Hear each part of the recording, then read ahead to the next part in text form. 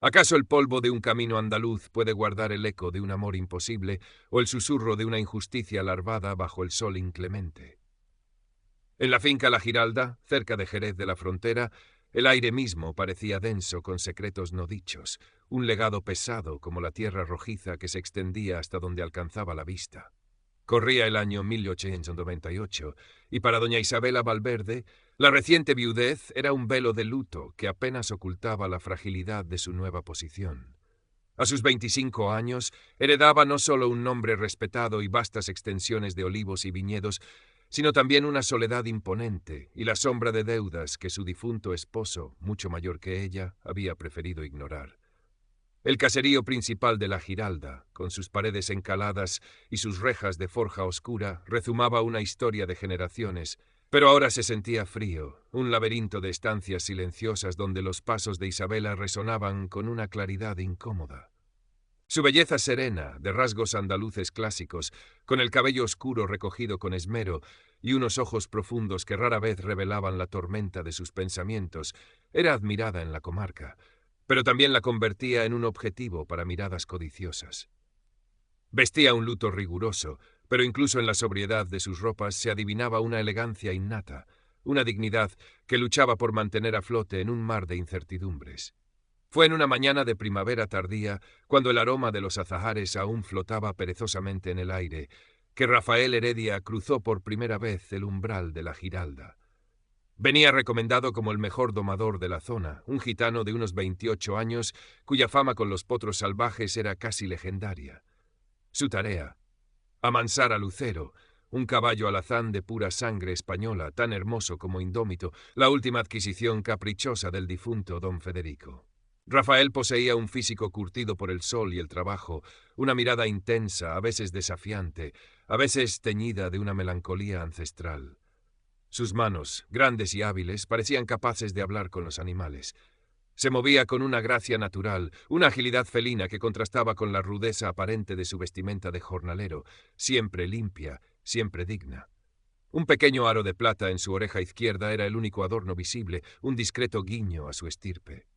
El primer encuentro entre Isabela y Rafael en el patio empedrado, bajo la sombra de una bugambilla centenaria, estuvo marcado por la formalidad impuesta por las barreras sociales. Ella, desde la galería superior, observó cómo el capataz, Mateo, un hombre de rostro avinagrado y ambición mal disimulada, le daba instrucciones con displicencia. Rafael escuchaba en silencio, asintiendo apenas, sus ojos oscuros recorriendo brevemente la figura de la joven viuda antes de volver a fijarse en el potro que piafaba nervioso en el corral. Hubo, sin embargo, una chispa fugaz, una intriga mutua que ninguno de los dos podría haber nombrado, la habilidad casi sobrenatural que emanaba de él, la tranquila dignidad que ella proyectaba a pesar de su juventud y su luto. Pocos días después, llegó la visita de don Álvaro de Mendoza. Terrateniente vecino, cuarentón, de figura corpulenta y ademanes de quien se sabe poderoso, don Álvaro representaba todo lo que Isabela comenzaba a temer. Su hacienda, Las Marismas, colindaba con La Giralda, y su ambición por expandir sus dominios era bien conocida. Llegó con palabras de condolencia untuosas, una cortesía superficial que apenas velaba la mirada calculadora con la que examinaba cada rincón de la finca, cada signo de debilidad en su joven propietaria. «Mi querida Isabela», dijo, su voz grave resonando en el austero despacho donde ella lo recibió, «no sabe cuánto lamento su pérdida. Don Federico era un buen hombre, pero no tema, no está sola. Siempre podrá contar con mi apoyo, con mi consejo, y con lo que necesite para llevar adelante esta gran responsabilidad. La tierra es exigente, especialmente para una mujer sola». Isabela agradeció sus palabras con una inclinación de cabeza, sintiendo un escalofrío a pesar del calor de la mañana. Las insinuaciones eran claras. Don Álvaro se ofrecía como protector, pero el precio de esa protección sería, sin duda, su propia autonomía.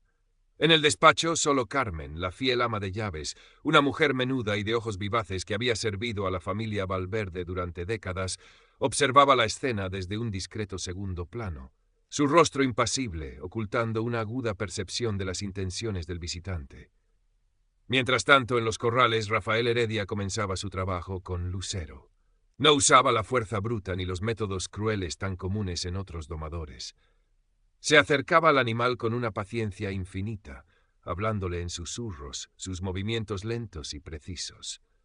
Había en él un duende, una conexión casi mística con los caballos que dejaba perplejos a los demás jornaleros, incluido Mateo, que lo observaba con una mezcla de desdén y envidia mal contenida. Isabela, desde la ventana de su habitación que daba al patio, a menudo se encontraba observando a Rafael. Al principio era simple curiosidad, la necesidad de asegurarse de que el valioso potro estaba en buenas manos, pero pronto la curiosidad se transformó en fascinación. Veía cómo el caballo, inicialmente hostil y temeroso, comenzaba a ceder ante la calma y la autoridad natural del gitano. Había una belleza extraña en esa danza silenciosa entre hombre y bestia, una armonía que contrastaba dolorosamente con la tensión y las intrigas que la rodeaban en la casa principal. Una tarde Lucero tuvo una de sus crisis, se encabritó, lanzó coces al aire, negándose a obedecer. Mateo, impaciente, quiso intervenir con la vara. «¡Déjelo, capataz!».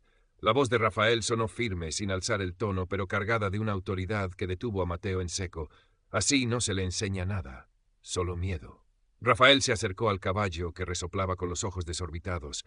Le habló en voz baja, una letanía incomprensible para los demás, mientras extendía una mano lentamente hacia el hocico tembloroso del animal. Isabela, conteniendo la respiración desde su ventana, vio cómo Lucero se calmaba gradualmente, cómo finalmente apoyaba la cabeza en la mano del domador. En ese instante, algo se movió en el interior de la joven viuda, una admiración profunda por aquel hombre que parecía entender el lenguaje secreto de las criaturas salvajes. Un lenguaje que a ella le resultaba tan ajeno como el de los hombres de su propia clase. Los días se convirtieron en semanas. Don Álvaro continuaba sus visitas, cada vez más insistente en sus ofertas de ayuda, sugiriendo la venta de algunas parcelas de olivar para aliviar supuestas deudas, o incluso, de forma velada, proponiéndose como un nuevo y ventajoso marido. Isabela lo esquivaba con habilidad, pero sentía como el cerco se estrechaba. Su educación, más esmerada que la de otras mujeres de su entorno, gracias a un padre de ideas liberales, le permitía ver la trampa en las palabras melifluas de don Álvaro, pero también la hacía dolorosamente consciente de su vulnerabilidad. Sus únicos momentos de respiro eran aquellos en los que, con cualquier excusa, bajaba a los establos. Allí, a veces intercambiaba algunas palabras con Rafael. Hablaban de caballos, de la tierra, del tiempo. Conversaciones sencillas, superficiales en apariencia, pero cargadas de un entendimiento tácito. Isabela descubrió en Rafael una inteligencia natural, una nobleza de carácter que desmentía todos los prejuicios que había oído sobre los gitanos. Él, a su vez, percibía en ella una fortaleza silenciosa, una tristeza que no lograba ocultar del todo su luto. «Tiene usted buena mano con ellos, señora», le dijo Rafael un día, mientras ella acariciaba el cuello ahora dócil de Lucero. «Sienten el corazón de la gente». Isabela se sonrojó levemente. «No tanto como usted, Rafael. Parece que los comprende sin necesidad de palabras». Él sonrió, una sonrisa breve y melancólica. «Es lo único que sé hacer bien, señora. Nací entre ellos». Carmen, la fiel ama de llaves, observaba con discreción la creciente cercanía entre su señora y el domador gitano. No decía nada, pero sus ojos sabios lo veían todo. Una noche, mientras ayudaba a Isabela a prepararse para dormir, se atrevió a hablar. «Tenga cuidado, mi niña. Don Álvaro es un hombre peligroso, y el pueblo habla mucho. Una viuda joven y un gitano no es algo que vean con buenos ojos». Isabela sintió un nudo en el estómago. «¿Qué insinúas, Carmen?» «Rafael es solo un empleado». Carmen suspiró. «Solo digo que tenga cuidado, señora. Por usted y por él». La advertencia de Carmen resonó en la mente de Isabela. Sabía que la criada tenía razón. La sociedad en la que vivían era implacable con aquellos que osaban desafiar sus normas no escritas. Un abismo social y cultural los separaba. Sin embargo, la atracción que sentía por Rafael, una mezcla de admiración, curiosidad y una incipiente ternura, era cada vez más difícil de ignorar. Se sentía viva cuando estaba cerca de él, de una manera que nunca había experimentado con su difunto esposo. Una noche de luna llena, el aire cálido y perfumado invitaba a la vigilia. Isabela no podía dormir. Los problemas de la finca, las presiones de don Álvaro, la confusión de sus propios sentimientos la ahogaban. Bajó al jardín, buscando un poco de aire fresco. Desde la oscuridad llegó el sonido melancólico de una guitarra. Siguió la música hasta un rincón apartado, cerca de las cuadras, bajo un viejo olivo. Allí estaba Rafael, sentado en el suelo, sus dedos acariciando las cuerdas con una maestría sorprendente. La melodía era una soleá, profunda y desgarradora, llena de un lamento ancestral. Era el duende en su estado más puro, una expresión del alma que trascendía las palabras. Isabela se quedó oculta entre las sombras, escuchando, con el corazón encogido. Nunca había oído nada igual. La música de Rafael hablaba de dolor, de orgullo, de una libertad anhelada.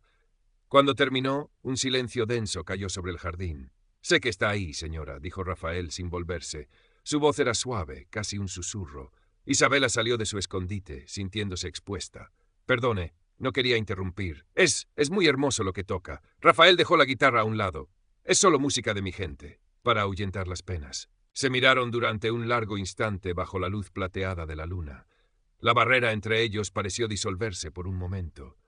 «¿Tiene usted muchas penas, Rafael?», preguntó Isabela con una suavidad inusual. Él bajó la mirada. «Las que le tocan a cada uno, señora, ni más ni menos». Aquel encuentro nocturno marcó un antes y un después. Aunque siguieron manteniendo las distancias durante el día, algo había cambiado entre ellos. Una complicidad secreta, una corriente subterránea de entendimiento mutuo. Isabela comenzó a confiarle algunas de sus preocupaciones sobre la finca, y Rafael, con su sabiduría práctica y su conocimiento de la tierra, a menudo le ofrecía consejos sensatos, siempre con el debido respeto. Don Álvaro, mientras tanto, no cejaba en su empeño. Al ver que sus insinuaciones directas no surtían efecto, cambió de táctica. Comenzó a difundir rumores en el pueblo, que la Giralda estaba al borde de la ruina, que la joven viuda no sabía llevar las riendas. Intentaba aislarla, minar su reputación para que, desesperada, acudiera a él. También se dio cuenta, o al menos sospechó con fuerza, de la creciente influencia del domador gitano.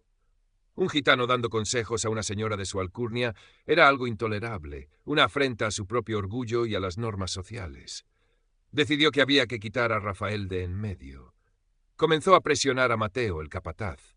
«Ese gitano se está tomando demasiadas libertades, Mateo», le dijo un día, encontrándoselo a solas. «Una mujer sola es fácil de influenciar. Hay que vigilarlo de cerca. Y si causa algún problema, ya sabes lo que tienes que hacer». A los de su calaña, la Guardia Civil no les hace muchas preguntas. Mateo, que sentía envidia del talento de Rafael y resentimiento por la atención que le dispensaba la señora, asintió con una sonrisa servil. «Descuide, don Álvaro. Estaré atento». Poco después comenzaron los pequeños incidentes. Herramientas que desaparecían misteriosamente, un conato de incendio en un pajar que fue sofocado a tiempo gracias a la rápida intervención de otros jornaleros. Cada vez la sombra de la sospecha, hábilmente dirigida por Mateo, recaía sobre Rafael. «Los gitanos son así», murmuraban algunos. «No se puede confiar en ellos». Isabela defendía a Rafael como podía, pero sentía cómo la red de don Álvaro se tejía a su alrededor. Su conflicto interno se agudizaba. El amor que sentía por Rafael, un amor que apenas osaba nombrar ni para sí misma, chocaba frontalmente con el miedo a las consecuencias, con el peso de su apellido y su posición. ¿Tenía derecho a arriesgarlo todo por un sentimiento imposible? ¿Y qué sería de Rafael si ella lo arrastraba a su propia caída? Rafael, por su parte, también era consciente del peligro. Veía las miradas hostiles de Mateo, los cuchicheos de los otros jornaleros. Sabía que su presencia en la Giralda se estaba volviendo insostenible. Varias veces pensó en marcharse, en desaparecer antes de que la situación empeorara. Pero la idea de dejar a Isabela sola, a merced de don Álvaro, lo retenía. Y estaba el vínculo que los unía, esa conexión profunda que iba más allá de las palabras y las clases sociales. Una noche, durante una de sus conversaciones secretas bajo el olivo, Isabela le confesó sus temores. «Don Álvaro no parará hasta conseguir lo que quiere, Rafael. Y me temo que tú eres un obstáculo para él». Rafael la miró con gravedad. «Lo sé, señora. Quizás debería irme». «No». La exclamación de Isabela fue demasiado vehemente. Se corrigió al instante. «Quiero decir, Lucero aún no está completamente domado. Y su trabajo aquí es impecable». Él sonrió con tristeza. «Ambos sabemos que no es solo por el caballo». Isabela bajó la vista, incapaz de sostener su mirada. El silencio entre ellos se cargó de emociones no dichas. Rafael extendió una mano y con una vacilación casi imperceptible rozó la mejilla de Isabela. Fue un contacto fugaz, apenas un susurro de piel contra piel, pero encendió una hoguera en el interior de ambos. No permitiré que le hagan daño, señora, dijo Rafael con voz ronca, aunque sea lo último que haga. El incidente definitivo no tardó en llegar.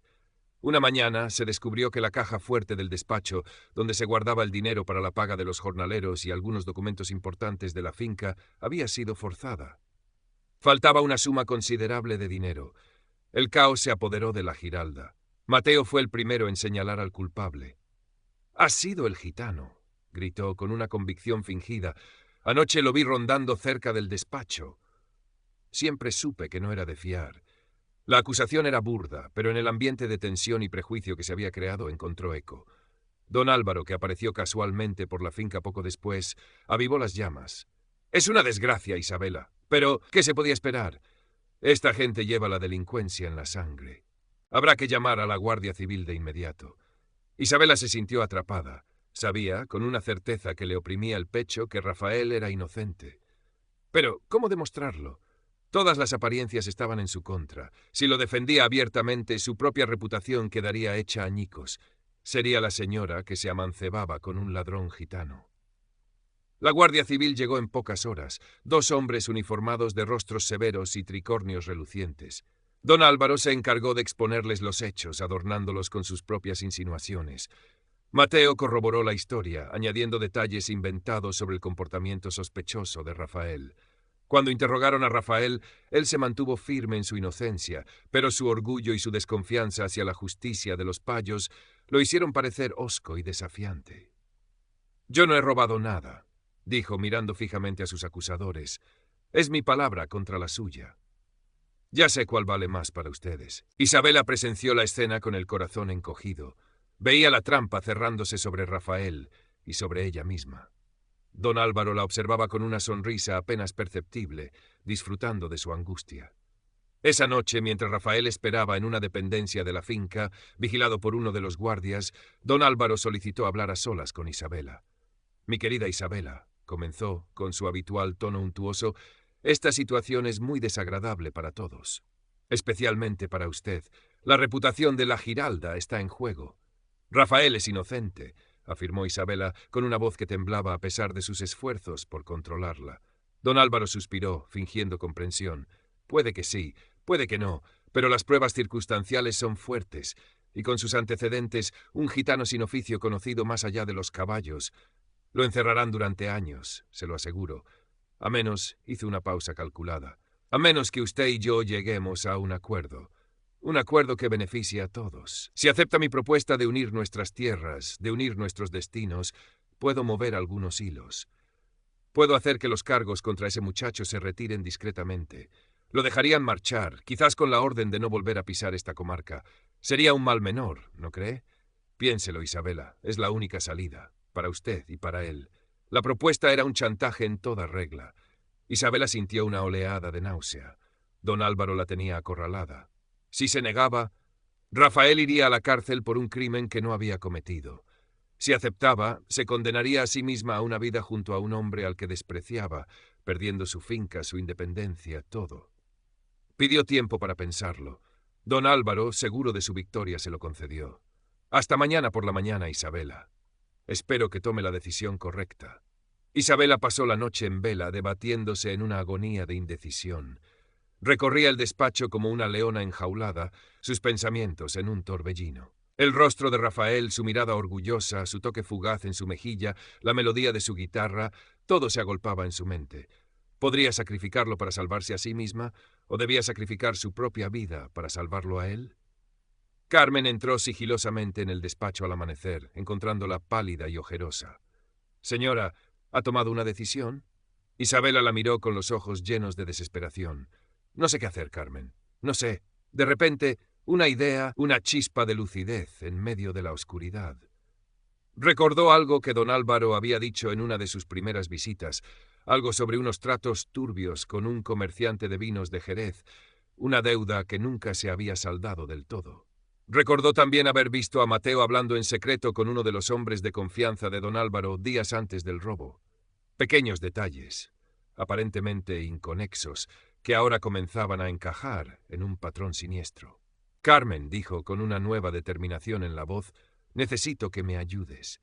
Necesito que recuerdes. Durante las siguientes horas, Isabela, con la ayuda de la memoria prodigiosa de Carmen y revisando febrilmente algunos libros de cuentas antiguos que su padre había llevado con meticulosidad, comenzó a reconstruir una historia diferente. Una historia de deudas ocultas de don Álvaro, de su desesperación por conseguir liquidez, de su plan para apoderarse de la Giralda, a cualquier precio. Y en esa historia el robo y la acusación contra Rafael eran solo una pieza más del rompecabezas. Descubrió una carta, olvidada en un cajón, de aquel comerciante de vinos, amenazando a don Álvaro con un escándalo si no pagaba una importante suma. La fecha era reciente. También recordó que Mateo había estado ausente de la finca la noche del robo durante varias horas, con una excusa poco convincente. Cuando don Álvaro se presentó a la mañana siguiente, esperando encontrar a una Isabela doblegada y dispuesta a aceptar sus términos, se encontró con una mujer transformada. Había una luz fría y acerada en sus ojos, una compostura que lo desconcertó. «He tomado una decisión, don Álvaro», dijo Isabela, su voz clara y firme. Estaban en el despacho. Los guardias esperaban fuera. Rafael también. «Me alegra oírlo, querida», respondió él con su sonrisa triunfante. «Sí», continuó Isabela, «he decidido que la verdad debe salir a la luz, toda la verdad». Y entonces, con una calma asombrosa, Isabela comenzó a hablar. Expuso las deudas de don Álvaro, la carta del comerciante, las sospechosas ausencias de Mateo. No acusó directamente a don Álvaro del robo, pero sembró la duda, una duda razonable y bien fundamentada. Sugirió que quizás alguien, desesperado por dinero, había querido incriminar a un inocente para desviar la atención.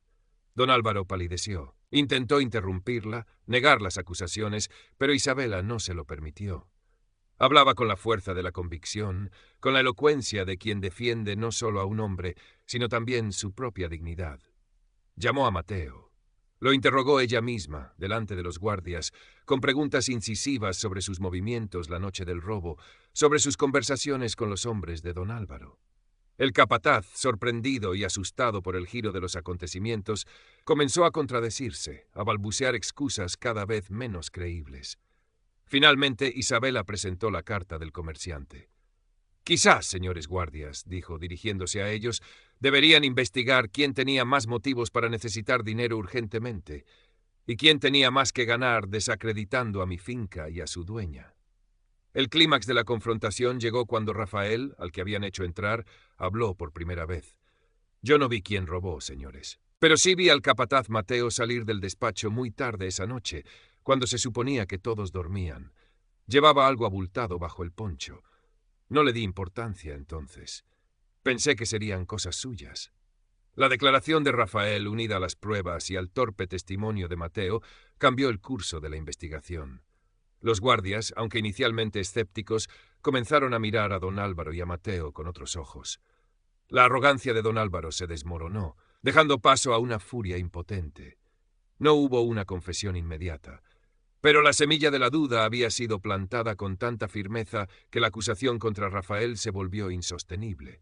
Don Álvaro, temiendo un escándalo mayor que pudiera destapar otros asuntos turbios, optó por la retirada. Con un gesto de desdén, dijo que quizás se había precipitado, que no quería causar más problemas a la joven viuda. Los guardias, sin pruebas concluyentes contra nadie más en ese momento, pero con la certeza moral de la inocencia de Rafael, decidieron cerrar el caso por falta de evidencia sólida contra el gitano. Rafael fue puesto en libertad. Mateo, despedido fulminantemente por Isabela, desapareció de la comarca esa misma tarde, temiendo las consecuencias. Don Álvaro se marchó de la Giralda con una amenaza velada en la mirada, pero su poder y su reputación en la zona habían sufrido un golpe del que tardaría en recuperarse. La historia de su intento de manipulación y de la valiente defensa de la joven viuda corrió como la pólvora por los mentideros. Esa noche, bajo el mismo olivo donde habían compartido música y secretos, Isabela y Rafael se encontraron de nuevo. El aire estaba cargado de una emoción contenida. «Me ha salvado usted, señora», dijo Rafael, su voz teñida de una gratitud profunda. «Ha arriesgado mucho por mí». Isabela lo miró, sus ojos brillando a la luz de la luna. Era lo justo, Rafael. No podía permitir que pagara por un crimen que no cometió.